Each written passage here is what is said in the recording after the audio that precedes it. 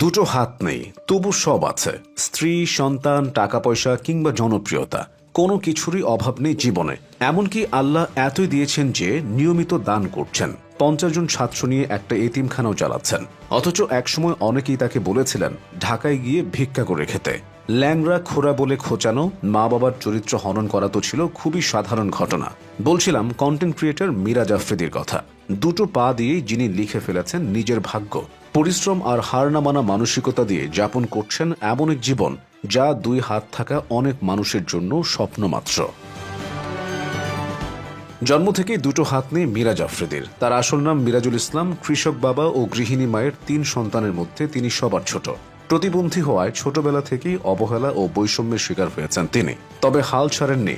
মায়ের সহযোগিতায় ধীরে ধীরে হাঁটতে শিখেছেন, বোনের চেষ্টায় পা দিয়ে লিখতে শিখেছেন, আর নিজের ধৈর্য ও পরিশ্রম দিয়ে শিখেছেন ভিডিও ধারণ ও এডিট করার মতো কঠিন সব কাজ।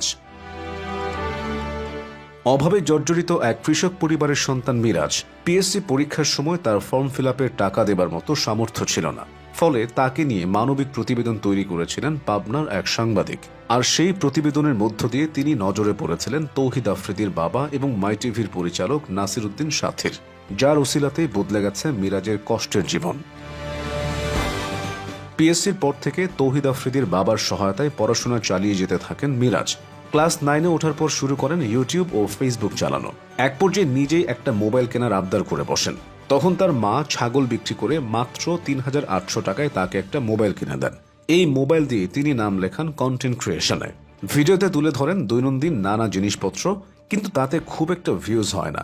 তখন তৌহিদ আফ্রিদির বাবা মিরাজকে ফোন করে বলেন তার ছেলের সাথে একটা ভিডিও বানাতে। আর এই ভিডিওর পরে তিনি পৌঁছে যান লাখো মানুষের কাছে। পরে ভাবির থেকে বুদ্ধি নিয়ে শুরু করেন পা দিয়ে খাওয়া এবং রান্না করার ভিডিও দেওয়া, যা দেখতে হুমড়ি খেয়ে পড়েন লক্ষ কোটি দর্শক।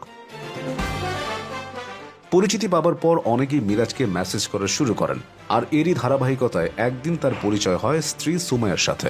সুমাইয়া তাকে বলেন অনুমতি পেলে তিনি 2টি হাত হয়ে চিরকাল মিরাজের সাথে থাকতে চান। এমন প্রস্তাব দেখে রীতিমতো চমকে যান এই কন্টেন্ট ক্রিয়েটর। পরিবারের অনুমতিতে বসেন বিয়ের পিঁড়িতে। আর তার সপ্তাহখানের মাথায় পেয়ে যান ফেসবুক মনিটাইজেশন। প্রথম 2 মাসে আয় করেন প্রায় 3 লাখ টাকা। এরপর টানা 2 বছরে আয়ের অঙ্ক গিয়ে দাঁড়ায় 60 লাখ টাকায়। পরে মিরাজ আরও সুদূর প্রসারে চিন্তা করেন। ভবিষ্যতের কথা ভেবে শুরু করেন সেলুনের ব্যবসা। একসময় ঠিকমতো খেতে না পেলেও এখন একদমই বদলে গেছে তার জীবন। দেখতে দেখতে তিনি 1 মেয়ে ও 2 ছেলের বাবা হয়েছেন। স্ত্রী সন্তান নিয়ে দেশ বিদেশে ঘুরেও বেড়াচ্ছেন। প্রয়োজন মাফিক মেটাচ্ছেন পরিবারের সকল চাহিদা। এতিমদের কথা ভেবে চালাচ্ছেন একটি এতিমখানাও। এমনকি এত সব সামলে স্নাতকে পড়াশোনাও করছেন। ফলে আপনি বলতেই পারেন মিরাজ এই বাংলায় নিক ভুজিসিকের চেয়েও একটুও কম নয়।